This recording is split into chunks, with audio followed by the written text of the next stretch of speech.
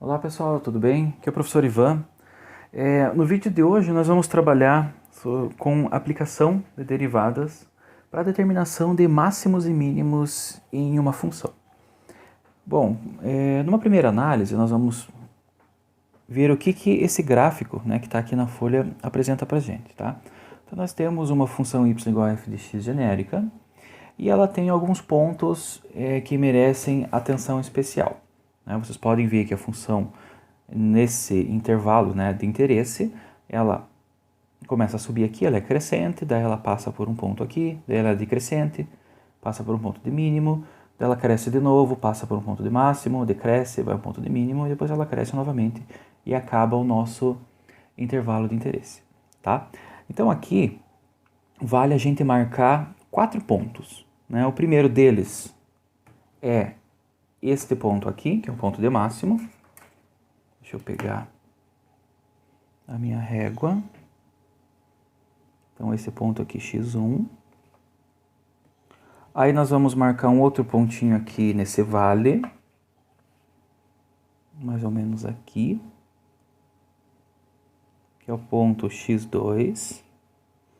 Aí nós temos esse ponto mais alto aqui. Que é o nosso x3. E por fim, esse último pedacinho aqui. Que é o nosso x4. Tá? Quando nós falamos de máximos e mínimos, né, nós vamos ter o domínio da função, né, a maior parte das funções a gente tem praticamente todos os reais como domínio, e quando nós vamos falar num máximo, nós vamos falar em máximos e mínimos relativos. Por quê?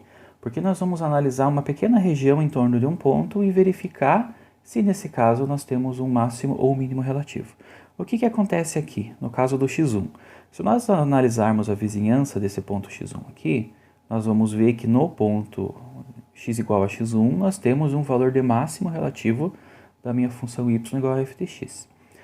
Se nós deslocarmos a nossa análise para as vizinhanças do ponto x2, nós vemos que exatamente para x igual a x2, nós temos um ponto de mínimo relativo, né, aqui na nossa função.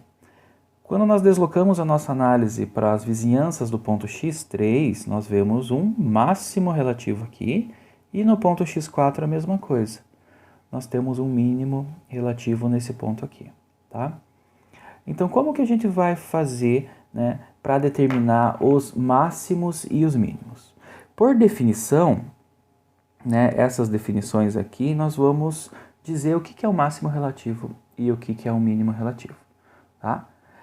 Então, a função f, ela vai ter um máximo relativo no ponto C, tá? Se existir um intervalo aberto I contendo C, tal que, né, esse f de C seja maior ou igual a f de x, né, para todo x pertencente ao intervalo I, tá? Então, isso daqui é a definição de máximo local, tá? Da mesma forma, se eu tiver um f de c menor ou igual a f de x para todo x pertencente a um outro intervalo, vou chamar assim, tá? Nós vamos ter um valor de mínimo relativo naquele ponto C, né? Digamos que seja C1 e aqui seja um C2, tá? Então essas são as definições. É óbvio, né, que nas imediações aqui do ponto x1, né, o x1 é o nosso C1 aqui, né, ele é o valor da função, né, que é maior do que os outros vizinhos aqui. Aqui no x2, por exemplo, o nosso C2, né, ele é o menor valor da função nas vizinhanças, tá? Esse i aqui é um ponto, é um intervalo pertencente ao domínio da função. Então esse intervalo é como se fosse essa regiãozinha aqui, né, ao redor do ponto x1. Esse outro aqui, uma regiãozinha ao redor do ponto x2 e assim por diante, tá? Então essa é a nossa definição de máximos e mínimos, tá certo? O que nós precisamos entender antes de algebricamente determinar esses pontos? Tá? Existem mais duas coisas que nós precisamos prestar atenção, que são intervalos, né, de funções crescentes e decrescentes. Deixa eu trocar a caneta aqui.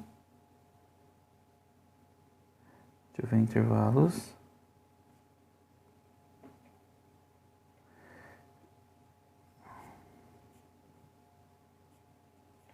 intervalos de crescimento e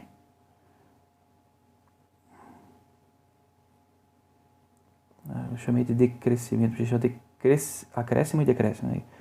Decrescimento, né, das funções. Como que funciona aqui, tá bom? Nós temos nesse gráfico, mesmo gráfico genérico, né? Se nós pegarmos aqui, vamos pegar do ponto x1 até o ponto x2, o que que acontece? Aqui a minha função, ela é decrescente, né? Porque nós temos o valor aqui do máximo relativo e ela vai descendo, descendo, descendo até chegar no ponto x2, né? Do ponto x2 até o ponto x3 nós temos um intervalo de crescimento, porque a função daqui até aqui ela apenas aumenta o seu valor absoluto, tá?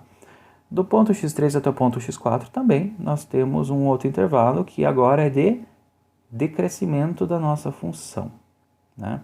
Então ela é decrescente nesse intervalo aqui. E de x4 para frente, né, até um ponto, sei lá, mais ou menos aqui, ou até o final da nossa função que está desenhada no papel, nós temos um outro intervalo que é o intervalo de crescimento da nossa função, tá? Então nós vamos definir como que essas funções são ditas crescentes ou decrescentes, tá?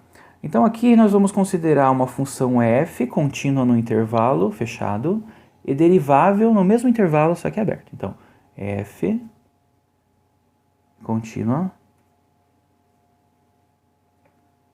em, sei lá, vamos chamar de intervalo AB aqui, e derivável no mesmo intervalo, né, aberto, tá?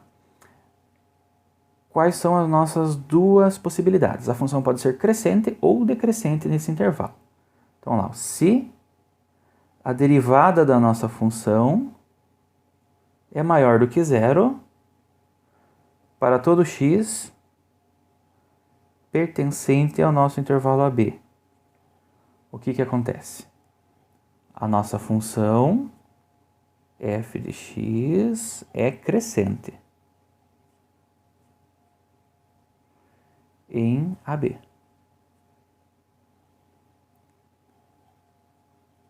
Aqui intervalo fechado, tá? Em AB. Da mesma forma, né, a segunda, se f' de x for menor do que zero, f' de x é a derivada, tá, pessoal? Para todo x pertencente ao intervalo AB, então f de x é, deixa eu trocar a cor aqui, é decrescente.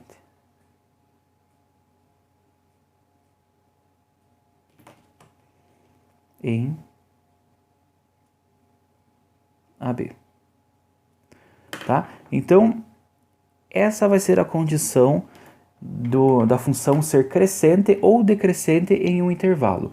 Quando a sua derivada for positiva, nós temos que a função é crescente nesse intervalo que a derivada é positiva.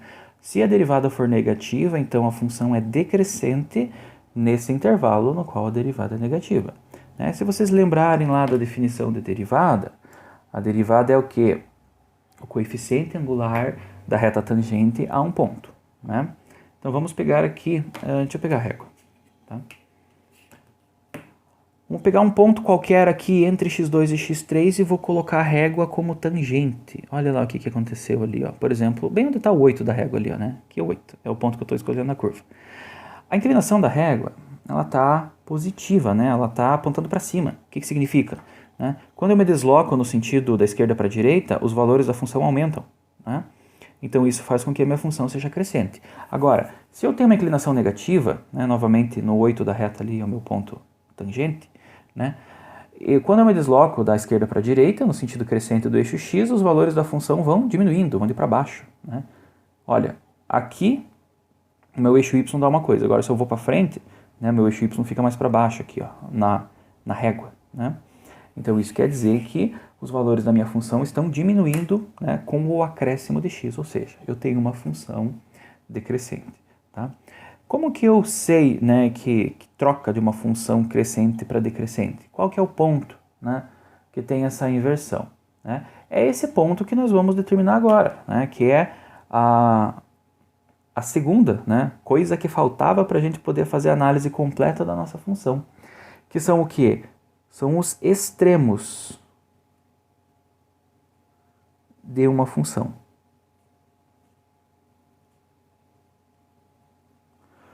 Tá? Esses extremos da função, eles são encontrados aqui nesse gráfico, né, do início ali da nossa aula, exatamente nos pontos x1, x2, x3 e x4. Mas como que a gente faz para determinar esses extremos das funções? Existem duas categorias de extremos de funções, tá, pessoal? Então, nós vamos fazer a definição, né, da primeira categoria desses extremos. Então, nós vamos ter aquela mesma questão, né, uma função contínua no intervalo fechado, AB, tá, que possui derivada em todo o intervalo aberto AB. Então, é a mesma categoria aqui de funções, tá bom? O que nós temos aqui como extremos? Nós vamos se basear novamente na derivada da nossa função aqui, tá?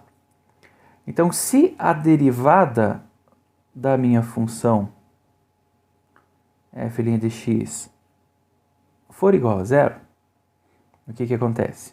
Eu vou ter um ponto de extremo da minha função. Olha, se a gente observar, antes do ponto x1 nós temos uma função crescente e depois do ponto x1 nós temos uma função decrescente, né? Deixa eu marcar aqui. Esse aqui acho que é um lápis de cor. Ó. Nós temos aqui, ó, a inclinação da reta tangente ela é negativa e a inclinação da reta tangente nesse lado aqui ela é positiva. E quando nós nos aproximamos do ponto x1, o que elas fazem? Elas convergem para uma mesma inclinação, né? Para passar da inclinação positiva para a inclinação negativa, numa curva suave, né, nós temos que passar pela derivada igual a zero, tá? Então, esse daqui é o primeiro critério para a determinação do extremo de uma função, tá? O segundo critério, para a gente determinar, né, o extremo da função, é o critério que nós vamos adotar aqui no ponto x3 e no ponto x4. Se vocês observarem, no ponto x1 e no ponto x2 nós temos uma transição suave da função crescente para decrescente, então ele passa pela derivada igual a zero. Agora, no ponto x3 isso não ocorre. Por quê? Nós temos uma função, né, com uma derivada, como é que eu posso dizer? Positiva, né? Ela está apontando para cima aqui, e de repente ela torna-se negativa, né? Nós temos a inclinação, de uma hora para outra ela, entre aspas, quebra, né? De uma positiva para negativa, não passando pela derivada igual a zero aqui, né? Se nós formos nos lembrar da definição da derivada, né? A derivada ela existe quando a função possui derivadas laterais iguais, né? Com o valor de x tendendo àquele ponto, né? Então a gente pega lá o limite, né, do Δx tendendo a zero, né, pela direita e pela esquerda, e daí o valor da derivada tem que dar a mesma coisa, né? Nesse caso isso aqui não ocorre, tá? Então, a nossa segunda categoria de extremos é quando a derivada da função não existe naquele ponto, tá certo? Então, essas aqui são os extremos de uma função, ou seja, são pontos onde possivelmente eu posso, né, obter um máximo ou um mínimo da função, tá? Então, primeiramente, o que a gente faz quando a gente vai fazer uma análise de uma função? Nós vamos determinar os extremos aqui da nossa função, né? Então, nós vamos fazer a primeira derivada igual a zero, tá? Vamos encontrar os valores de x, que isso ocorre, e pegar todos os pontos onde a função ela não é derivável, né? Ou seja, isso aqui geralmente ocorre quando nós temos, por exemplo, aqui nós tínhamos uma função, sei lá, x ao quadrado, e daí até o ponto x3, e daí do ponto x3 para cima, nós temos uma função menos 2x ao quadrado, né? Ou tem uma outra cara ali, tá? Só estou usando exemplos arbitrários, né? Então você troca a partir antes do ponto x3 era uma função e depois do ponto x3 é outra. Então é muito pouco provável que nós tenhamos uma transição suave, né, de um lado para o outro da função, né, trocando de expressão algébrica. Então nesse caso ali a gente já inclui esses pontos também, né, em possíveis pontos, né, extremos ali que são máximos ou mínimos, tá bom? Beleza, pessoal? Então, esses aqui são os extremos da função. Como que eu faço para dizer se esses extremos são valores de máximo ou valores de mínimo, né? Caso eles sejam dessas coisas. Vamos utilizar esse pedacinho da folha aqui, né? Agora sim nós vamos entrar na questão do máximo relativo e do mínimo relativo, tá? Então, olha, imagine que a gente tenha um ponto C, né, aqui de extremo da função. Ou a primeira derivada é igual a zero, ou a primeira derivada não existe, tá? Então, lá, no primeiro caso, se f' de x for maior do que zero, para todo x menor do que c, e f' de x for menor do que zero, eita, faltou ali, para todo x maior do que c. Tá? Essa é a condição para que a gente tenha um máximo relativo. Vamos entender o que está dizendo essa expressão. Então, nós temos determinado o ponto C, né? Por exemplo, a primeira derivada é igual a zero. Vamos pegar o ponto x1 aqui, tá? Então, lá, a derivada é positiva para todo x menor do que c, ou seja, para a esquerda do nosso ponto de análise, né, x menor do que c, eu tenho uma derivada positiva. É o que está acontecendo aqui, ó. A inclinação da minha reta é positiva. E a derivada é menor do que zero, ou seja, aponta para baixo, para todo x do lado direito do c. É o que está acontecendo com esse pedaço aqui, ó. Então, olha, antes do c, inclinação para cima, depois do c, inclinação para baixo. Isso quer dizer que lá no c eu tenho um ponto de máximo relativo, tá? O mínimo relativo é o contrário.